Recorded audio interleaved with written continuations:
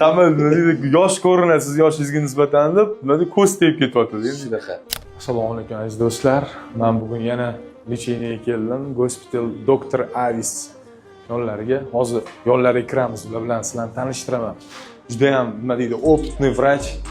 O'zlari juda ham ko'plab davlatlarda o'qib kelganlar, Tibet bormi, hamma joyda. Eng qizig'i qo'lda, ya'ni tomirdan ushlab turib kasalimizga beradilar va o'shanga qarshi tabiiy davolaydi. Hozir o'zlarining ham oldilariga olib kiramiz. Aziz aka, mumkinmi? Assalomu alaykum. Assalomu alaykum. Yaxshimisiz? Sog'lar yaxshi, charchamisiz? Qanaqasiz? Yaxshi keldingizmi? Yaxshi kelib oldik, Xudoga shukr. Maza qanday? Bugun mana 5-kunga Xudo xolisi keldim. 5-kun oxirgi kunda Xudo xolisi lecheniyamiz. O'zi lecheniya 5 kun, mana 4 kun qanday bo'ldi o'zgarish? Nimani sezasiz? 4 kun endi o'zimda o'sha energiya paydo bo'ldi. Ozgina o'sha yosharish, yuzda tortilishi,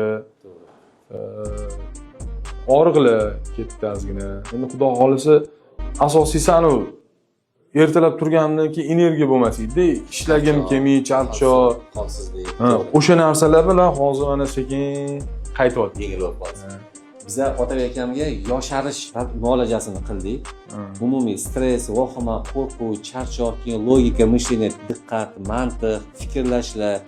Men ertalab turganda ham bodri, yaxshi, svejiy bo'lib turishlari uchun, keyin yurak boshdan boshlab to oyoqqacha tashqi emas, ichki a'zolarni yoshartirish muolajasini qildik. Mana bugun 5-kun.